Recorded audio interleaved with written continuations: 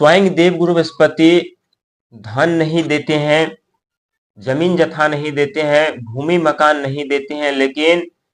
वो कुबेर के खजाने देते हैं देवगुरु बृहस्पति, जिस खजाने से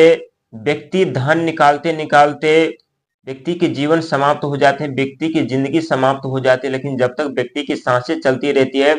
तब तक उस कुबेर के खजाने से धन निकालते निकालते थक जाते, लेकिन धन समाप्त नहीं होता। प्रिय मीन राशि के दर्शक, आशा करता हूँ अच्छे होंगे, स्वस्थ होंगे, लेकिन 2026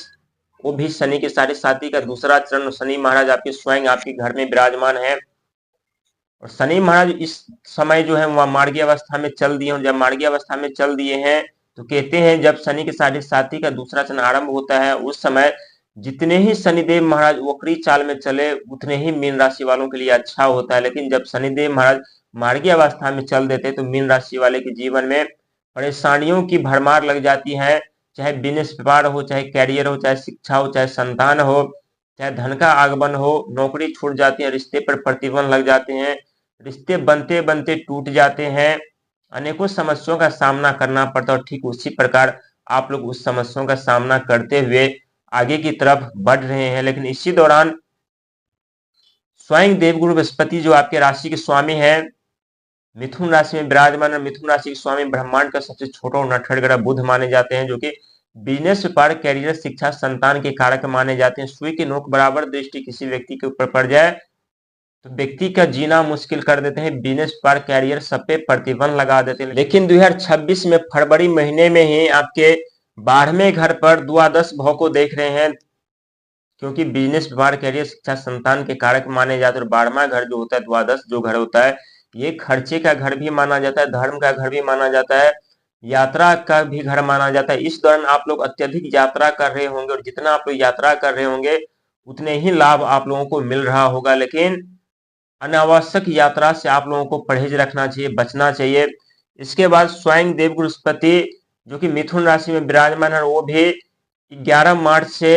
मार्गी अवस्था में चलेंगे। और मार्गी अवस्था में चलने से पहले उनकी दृष्टि आपके चौथे घर पर, और चौथा घर जो आप लोगों का होता है भूमि मकान जमीन जथा सुख धन वैभव का घर माना जाता है, माता का भाई का घर माना जाता है। और जब देवगुरु बृहस्पति जब मार्गी अवस्था में चलेंगे 11 मार्च से, तो यहाँ भूमि मकान जमीन जथा के लिए जो समस्याओं का सामना कर रहे थे, बहुत ऐसे मीन राशि वाले व्यक्ति हैं जो कोर्ट कचहरी कानूनी के चक्कर में भूमि विवाद को लेकर के परेशानियों का सामना कर रहे थे, वहीं जीवन पे प्रतिबंध लगा हुआ था, सुख सुविधा साधन से वंचित होते हुए खुद को पा रहे हैं इस समय। लेकिन जब देवगुरु बृहस्पति 11 मार्च से जब मार्गी अवस्था में चलेंगे तो देवगुरु बृहस्पति आप लोगों को वो कुबेर के खजाने देने वाले हैं, जिस कुबेर के खजाने से आप लोग धन निकालते निकालते जीवन भर थक जाएंगे, लेकिन धन नहीं समाप्त नहीं होने वाला है। इसके बाद वहीं सबसे बड़ा योगदान केतु महाराज का इस समय आपके छठे घर पर चल रहे हैं। और छठे घर पर चलने के कारण सबसे पहले जानते हैं छठे घर से कौन कौन सी समस्या उत्पन्न हुई है और कौन कौन सी समस्याओं का सामना इस समय आप लोग कर रहे हैं। क्योंकि छठा घर जो होता है शत्रु का घर माना जाता है, रोग और ऋण का घर माना जाता है, बीमारी का घर माना जाता है, वहीं सफलता नौकरी का भी घर माना जाता है। लेकिन केतु महाराज कहते हैं सबके सब ग्रह साथ छोड़ देते हैं, तो एक केतु महाराज ही होते हैं जो मीन राशि वालों के लिए संकट मोचन का रूप धारण करके मीन राशि वालों को सफलता की उस किनारे पर जाकर के छोड़ देती है, जहां से मीन राशि वालों को स्वयं अपने बल बुद्धि विद्या का प्रयोग करके आगे बढ़ना होता है। क्योंकि केतु महाराज के पास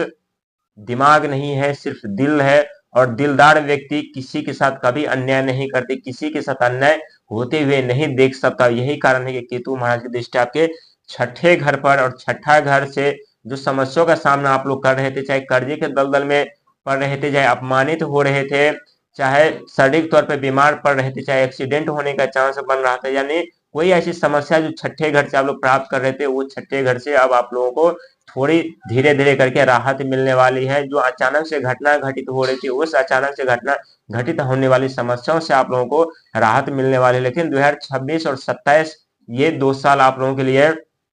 अत्यधिक प्रभावशाली रहने वाला है, खास करके शनि के साढ़े साथी के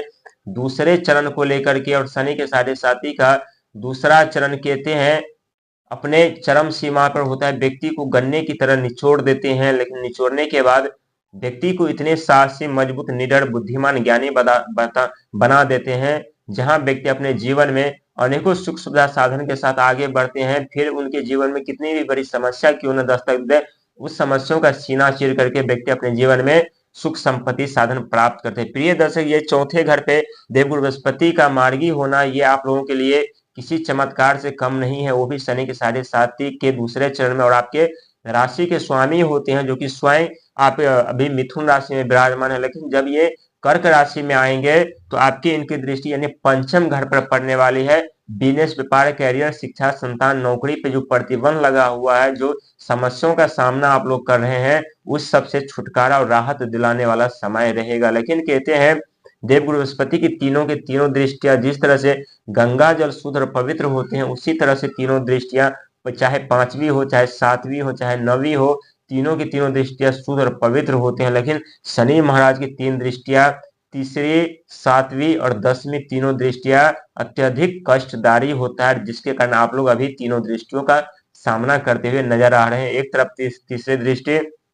संघर्ष, मेहनत, प्रयास, धर्म से टूटना, धर्म से छूटना, वहीं 7वीं दृष्टि रिश्ते में खटास, दरार, मतभेद, लड़ाई झगड़े जैसा माहौल। वहीं 9वीं दृष्टि यानी भाग का दरवाजा बंद, और भाग के दरवाजा जब व्यक्ति के बंद हो जाते हैं तो व्यक्ति चाहे कितने संघर्ष कर ले, मेहनत कर ले, प्रयास कर ले, बुद्धि लगा ले, दिमाग लगा ले, लेकिन फिर भी भाग के दरवाजे जल्दी नहीं खुल पाते। लेकिन स्वयं शनिदेव महाराज होते हैं जो मार्गी अवस्था में चलने लगते हैं तो व्यक्ति को सफलता और कामयाबी रातों रात दिला देती है, रातों रात उनके किस्मत के दरवाजे खोल देते हैं। इस समय देवगुरु बृहस्पति भी मार्गी अवस्था में रहेंगे और स्वयं शनि महाराज भी मार्गी अवस्था में रहेंगे। वहीं बुध महाराज आपके द्वादश घर को देख रहे हैं, राहु महाराज के साथ में, राहु महाराज के साथ में मंगल महाराज का भी आगमन हो चुका है, शुक्र महाराज का भी आगमन हो चुके हैं, वहीं भगवान सूर्य का और मंगल महाराज का भी आगमन हो चुका है 12वें घर में। तो यहाँ आप लोगों को आग से, अहंकार से, क्रोध से जितना बच करके रहिएगा, उतने ही आप लोगों को सफलता और कामयाबी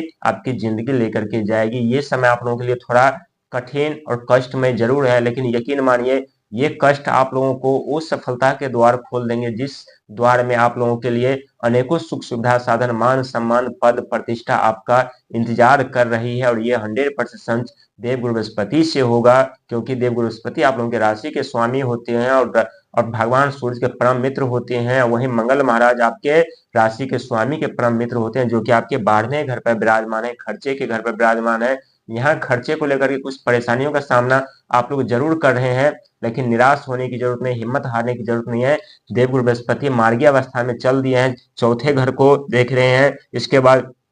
पंचम घर को देखेंगे, छठे घर को देखेंगे, 7वें घर को देखेंगे, यानी काल चक्र की तरफ पूरे 7.5 में आप लोगों को रक्षा करते हुए नजर आएंगे। जहां जहां जब सबसे बड़ी समस्याओं का आगमन होगा, वहां वहां आप लोगों को बचाते हुए नजर आएंगे और खुद महसूस कर पाएंगे कि समस्या आते ही कैसे समस्याओं का अंत हो रहा है।